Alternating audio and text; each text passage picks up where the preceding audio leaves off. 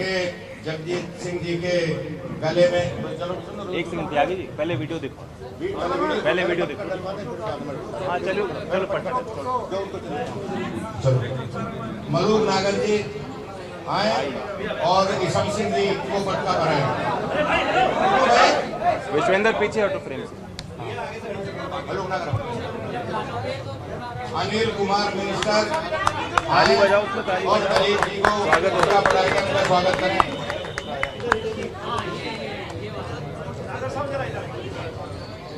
और साहब कहाँ हैं?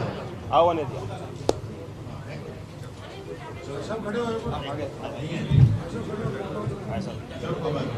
ये हमारे यहाँ प्रथा है बंधन सूत्र की। उधर आ जाओ, इधर ले आओ ना। और मैं स्वयं जोगिंदर रवाना मेरा छोटा भाई है। अब तो मैं आपके साथ ही हूँ। मैं इसके खुद पटका बना के इसका स्वागत करूंगा जोगिंदर रवाना का।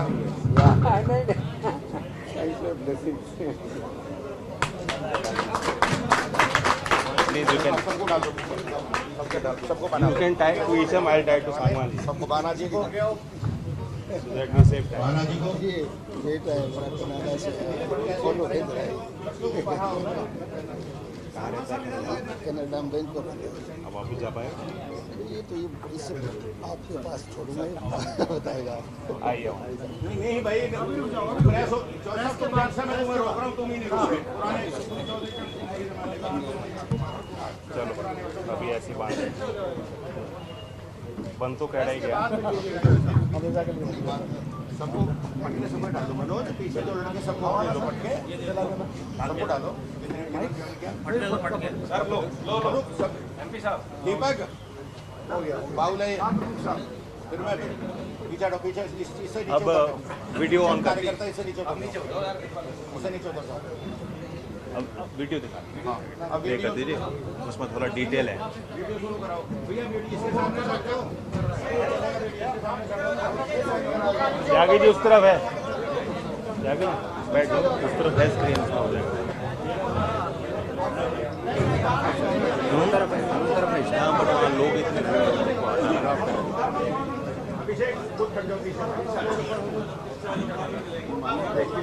ये मिसेस का जो प्रेसिडेंसी का त्यागी देंगे उससे हाँ त्यागी हाँ बता रहे थे यही था। ये बहुत समय से इनकी हमारी वार्ता हो रही थी और वो आज का इतना तय था कि जिस दिन आप आओगे उस दिन आएंगे। जगदम्बिका जी ने कई बार टोका।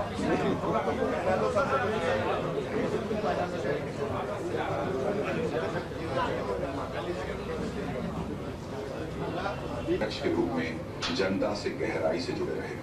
राजस्थान के दौसा से प्रचंड जन समर्थन के प्रतीक श्री कमर रब्बानी जी जनता के स्नेह और सम्मान से बनाई। अब ये सब नए संकल्प और नए राष्ट्रीय लोकदल में शामिल हो चुके हैं। राष्ट्रीय लोकदल परिवार की ओर से आप सभी का हार्दिक स्वागत है। भारत रत्न डॉक्टर भीमराव अंबेडकर जी की जयंती 14 अप्रैल से राष्ट्रीय लोकदल सक्रिय सदस्यता अभियान का शुभारंभ किया जाएगा। इस अभियान से जुड़कर राष्ट्रीय लोकदल के सक्रिय सदस्य बने और किसान का मेरा, युवा और महिला सशक्तिकरण के संकल्प को नई मजबूती देंगे। तो सभी साथियों को धन्यवाद। पहली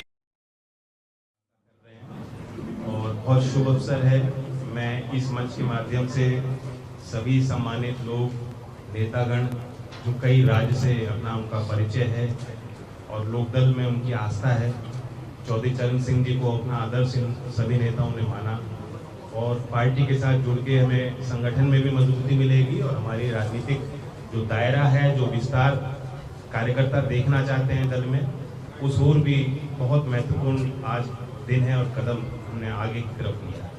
महाराष्ट्र से, तेलंगाना से, उत्तर प्रदेश से, राजस्थान से, हरियाणा से, मध्य प्रदेश से, कई राज्यों से पूर्व विधायकगण और अभी मौजूदा जनप्रतिनिधि, चेयरमैन, जिला पंचायत से लेकर जितनी इकाइयां ऊपर तक हैं, अपना एक लंबा राजनीतिक सफर तय करते हुए अब लोकदल के साथ सभी साथीगण आए हैं।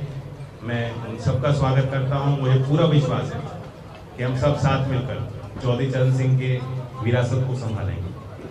14 अप्रैल देश के लिए एक महत्वपूर्ण तारीख और ये देश बाबा साहब अम्बेडकर जी का ही है और उसी स्मृति में उनसे प्रेरणा लेते हुए उनकी जीवन संघर्षों को अपने अंदर समाते हुए पार्टी के सभी कार्यकर्तागण, क्योंकि पार्टी की विधिवत सदस्यता चलेगी, ये 6 महीने की एक्सरसाइज प्रक्रिया जो 15 अक्टूबर तक चलाई जाएगी। हमने सोचा कि 14 अप्रैल से बेहतरीन कोई दिन नहीं है, कोई अवसर नहीं, उसको भी मनाएं, क्योंकि बाबा साहेब सिर्फ SC/ST की लीडर नहीं है, उनका दायरा उससे बहुत बड़ा है। उन्होंने जो संविधान का निर्माण किया, एक लिबरल प्रोग्रेसिव लीडर जो आज भी 2025 में देश के सामने सामाजिक चुनौतियां हैं, उस पर उन्होंने उस समय लेख लिखे, भाषण दिया, लोगों को संगठन की ताकत दिखाई और राष्ट्र की मुख्य धारा में उनको लाने में उनकी सफल एक पहल थी।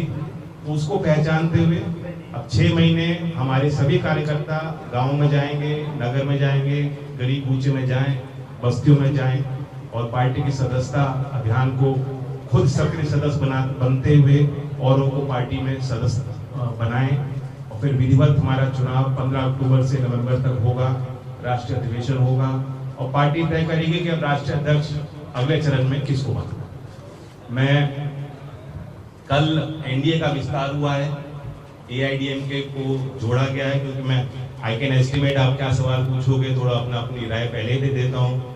ये पूरे देश भर में, हर वर्ग में, हर क्षेत्र में NDA की नीतियां और प्रधानमंत्री जी की कार्यशैली पे एक विश्वास मत है और मुझे विश्वास है, जैसे गृह मंत्री अमित शाह जी ने तो पार्लियामेंट में ही कहा कि अगली बार तमिलनाडु में भी NDA की सरकार बनेगी, तो उस ओर एक बड़ा महत्वपूर्ण कदम उन्होंने लिया है।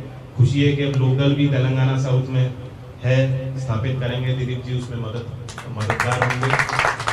मैं दुनिया में जो उठापटक चल रही है, मुझे लग रहा है कि आप सब की, मुझे हो सकता है कि US ट्रेजरी बॉन्ड्स के बारे में ना पूछ कर, तो बहुत चीजें अभी अस्थिर हैं। लेकिन हमारे कॉमर्स मंत्री का एक बयान, मैं अभी आते हुए आपके बीच आया हूँ, मैं देख रहा था कि उन्होंने कहा कि पिस्तौल के नोक पे भारत समझौते नहीं करता। तो विश्व के मानचित्र में, विश्व के अर्थव्यवस्था में हमारे देश की अनोखी स्थिति है।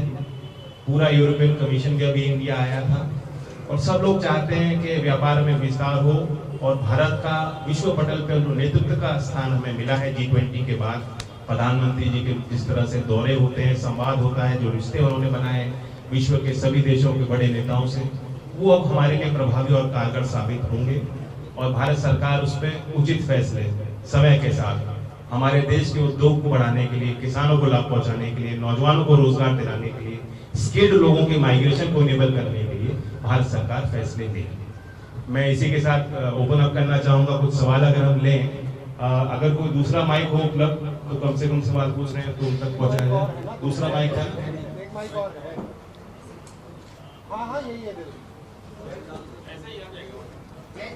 Yeah. This is about Congress attempt and taking credit on Tamil Rana's tradition. Now, Udit Raj, who is also Congress leader, says that this is sort of a game, and he is also going to make a bid to exempt Pakistan from such an attempt by saying that Shahapur Rana was not a main conspirator, he didn't have much role to play in that. How do you react to such statements by Congress leaders? See, Congress leaders are making these kind of statements. They're very inflammatory. They're not understanding. They don't have the information which is very sensitive. Despite that, they are trying to make it a public issue. The fact of the matter is that it is India's trident foreign policy that we have registered a big bid that born in Pakistan, जिसको Canada ने संरक्षण दिया, आज भारत में मजबूर होकर उन्हें आना पड़ा, न्याय का सामना उनको करना पड़ेगा और 26/11 के मुंबई में जो डास्टर्डली अटैक्स हुए थे, he would finally face justice. अब इससे किसको दिक्कत हो रही है, क्यों दिक्कत हो रही है, इसमें बेफिजूल की बयानबाजी क्यों कर रहे हैं लोग? कोई भी नेता है उसको तो इस समय ताली बजानी चाहिए और सराहना करनी चाहिए कि भारत सरकार की कूटनीति का परिणाम सीधे सीधे दिखाई देता है। And we must have faith in our institutions, in our legal systems. Justice will definitely be served. Rana सांगा को लेकर आज जयंती मनाई जा रही है और जिस तरीके से समाजवादी पार्टी पर यह आरोप लगा कि उन्होंने इनका अपमान किया, करणी सेना कह रही है कि हम प्रदर्शन करेंगे और उत्तर प्रदेश में खासतौर पर इसका व्यापक प्रदर्शन देखने को मिल रहा है। आरएलडी क्या कुछ इस पर प्रतिक्रिया कर सकते हैं? हमारी इस पर कोई प्रतिक्रिया नहीं। बंगाल के मुर्शिदाबाद में वक्त के खिलाफ दंगे हो रहे हैं, स्टेट गवर्नमेंट कोई एक्शन नहीं ले रही है वहाँ की। और इसके अलावा इसी में मैं कोई मीटिंग भी होने वाली है, महमूद मंत्री दिल्ली में मीटिंग लेने वाले हैं, तो लगातार इस बात को कह रहे हैं कि वक्त कानून मुसलमानों के खिलाफ है। आपका जो एरिया है पूरा यूपी में बड़ा एरिया, वो वहाँ पे सबका है, तो आपकी क्या राय है इस पर? बट पहले मुर्शिदाबाद के देखिए, वेस्ट बंगाल में जो हिंसा हो रही है, क्यों लोगों को उकसाया गया, क्यों सड़क पे लाया गया, कैसे प्रेरित किया। कभी कभी हमने देखा है इस तरह के जब आंदोलन सामाजिक एक विस्फोट होते हैं, आंदोलन भी नहीं वो विस्फोट है, तो अगर उनको सरकार सही टाइम पे टैकल करे तो क्षति ना हो, नुकसान ना हो, जो जान को खतरा है, वहाँ के रेजिडेंट्स की संपत्ति का नुकसान हुआ है, सरकारी संपत्ति का नुकसान हुआ है, ये सब इसलिए संभव है कि राज्य सरकार की उसमें कुछ ना कुछ शय है, उनको इंटेलिजेंस की रिपोर्ट भी मिलती है।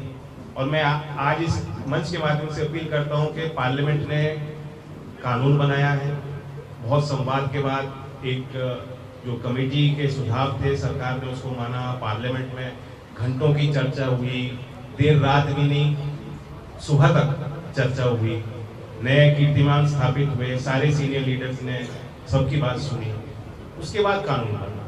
तो that is a process of democracy, सबको उस प्रक्रिया में विश्वास रखना ही चाहिए। और अब राष्ट्रपति महामहिम की मोहर भी उस पर लग चुकी है, तो लोकतंत्र में सबको आज़ादी है, वो अपने हिसाब से सोच सकते हैं, अपने हिसाब से अपने लिए फैसले भी ले सकते हैं। लेकिन मैं अपील करता हूँ, महमूद मदनी साहब भी एक सीनियर समझदार नेता हैं और वह जनहित को भी समझते हैं, तो ऐसे में कोई भी उत्तेजनाजनक बातें ना कहें, समय लगेगा, कॉम्प्लेक्स कानून है, बहुत लोगों को डराया गया कि सभी जो मुसलमान साथी हैं उनकी संपत्ति खतरे में आ गई है, जबकि ऐसा नहीं है, उसको सिक्योर करने के लिए कानून बना है, वक्त विधिवत प्रोसेस है। अब उसमें पहले जो लोगों की आपत्तियां थी उनको भी हटाया गया, पहले लोग कह रहे थे कि डीएम को अप्रोप्रिएट अथॉरिटी ना बनाया जाए, वो भी संशोधन कानून में लाया है। रेट्रोस्पेक्टिव प्रभाव कानून का ना हो, पार्टियों की राय थी, लोकदल की भी यही राय थी, वो भी कानून से उसमें संशोधन करके उसको अमेंड किया गया। तो इतने एक्सरसाइज के बाद जो कानून बना है उसे थोड़ा वक्त लोग दें, ये विश्वास करें, सबका साथ, सबका विश्वास और सबका प्रभाव, सबका साथ, ये जो हम मोदी जी कह रहे हैं लगातार, और जमीन पे भी वो प्रभाव दिख रहा है, हर वर्ग का समर्थन एनडीए के साथ इसलिए जुड़ा। को लेकर जो बात कह रहे हैं, हालांकि जो मुस्लिम संगठन है और जो ऐसे दल है जो आप लोगों के खिलाफ रहते हैं, वो ये कह रहे हैं कि आरएलडी हो, चाहे पासवान की पार्टी हो, जेडीयू हो, इन तमाम पार्टियां इनकी जो मुख्य विचारधारा थी उससे वो अलग हो गए हैं अपने राजनीतिक स्वार्थ के लिए। ये तमाम आरोप आप लोगों पर लग रहे हैं। इस बिल को लेकर आप मुसलमानों से क्या कहना चाहेंगे? अभी ये बात आपने रखी, और ऐसे लोग जो कह रहे हैं कि आपने सेकुलरिज्म को छोड़ दिया है और आपने राजनीतिक स्वार्थ के लिए उस पर ऐड ऑन कर देता हूँ। जब मेरठ पुलिस ने बोला कि नमाज पढ़ोगे तो वो लाइसेंस कैंसिल करेंगे, तो आपने ऑर्गेनाइज 1980 को ही ट्वीट किया। उसके बाद भी मुकदमे हुए, मुजफ्फरनगर में जिन्होंने काली पट्टी बांध के नमाज पढ़ी उन पर उनको बुलाया गया है, उनको समन किया गया है।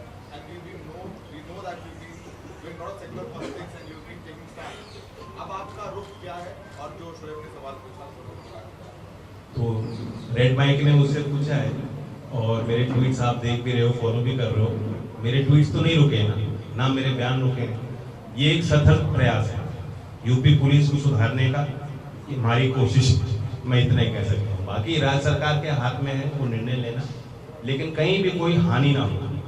वो चौधरी अजीत सिंह जी जो मुजफ्फरनगर से इसलिए चुनाव लड़े थे कि वो चाहते थे कि एका बने, कम्युनिटीज में जो एक विश्वास का डेफिसिट बन गया था, अविश्वास पैदा हो गया, वो दोबारा से ऐसी परिस्थितियां कभी देश में हमें ना फेस करनी पड़े, और उसमें उनको सफलता भी मिली है।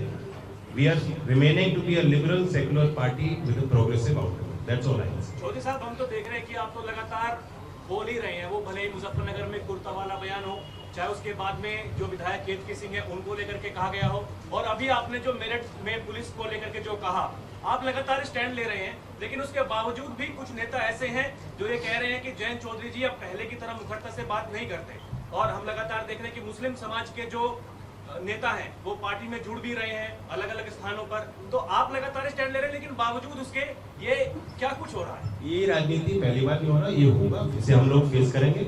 मेरी अपने जो मुस्लिम साथी हैं, हमारे विधायक हैं, जिम्मेदार लोग हैं, चेयरमैन हैं, हर स्तर पे जो जिनका समाज में अपनी पकड़ है, मैंने उन सबसे कानून बनने से पहले भी बातचीत की है, और बनने के बाद भी मेरी वार्ता उनसे 1 to 1 हो रही है, और किसी ने भी ये नहीं कहा कि वो उनको ये महसूस हो रहा है कि देश की दिशा गलत की तरफ जा रही हो, या लोकदल ने अपने असूलों के साथ कोई समझौता किया हो।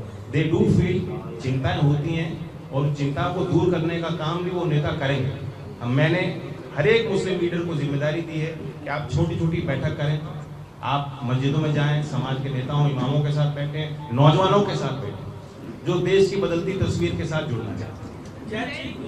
पार्टी के विस्तार को लेकर एक सवाल है, उसमें आपका अपील है, प्रधानमंत्री जिस तरह से युवाओं को राजनीति में आने के लिए प्रेरित कर रहे हैं, आपकी पार्टी क्या उस लाइन में जाएगी? You should be aware, private bill मैंने जब मैं MP था पेश किया था कि 21 साल की उम्र में अगर आप वोट कर सकते हो, शादी कर सकते हो, अधिकारी बन सकते हो, समाज के लिए फैसले ले सकते हो, तो जिस चुनाव में वोट कर रहे हो उसमें आप एक प्रत्याशी नहीं बन सकते। तो विधायक और सांसद बनने की एज भी घटनी चाहिए, और फिर मुझे लगता है कि हमारे सांसद चंदन चौहान ने भी दोबारा एक पिटीशन इसमें संसद की प्रक्रिया में शामिल किया।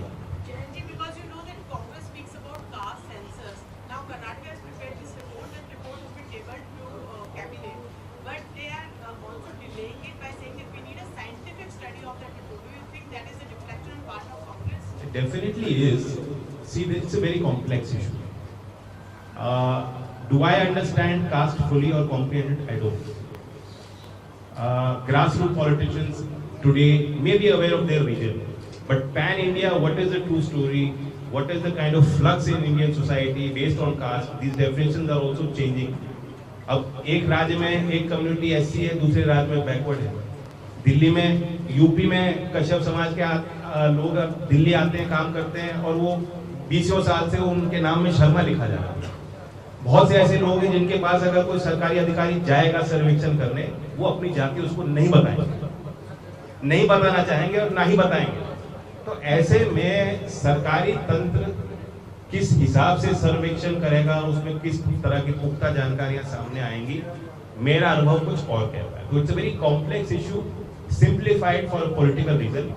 व्हेन कांग्रेस सेज के कास्ट सेंसस कर लो और देश की अर्थव्यवस्था बदल जाएगी, देश के गरीब जो है वो तुरंत जो है अमीर बन जाएंगे, वो मिडिल क्लासेस में जुड़ने शुरू हो जाएंगे। ऐसा नहीं है, it's not so easy.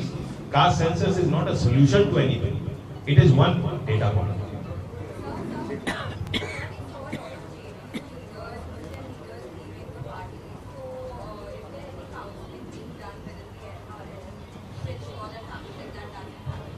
See, RLD में our leaders counsel me, I don't counsel them. So they are very mature people. They have their own experience. No one is leaving our party. No one of any import is leaving our party. And today, many influential people have joined us. Thank you. Siddharth करके सिद्धार्थ मादी सिद्धार्थ इधर आओ। सिद्धार्थ मादी है, SC मोर्चा का president है। एक बड़ी माला की photo बड़ी माला है,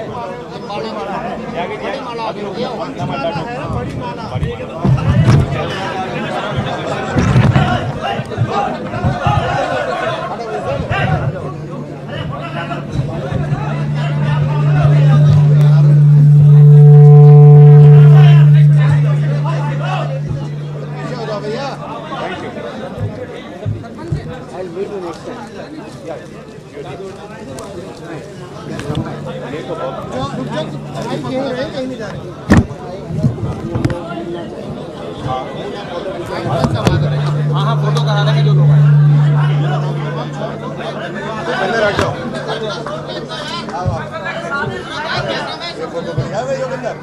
ये पहले करना चाहिए था तेरे को।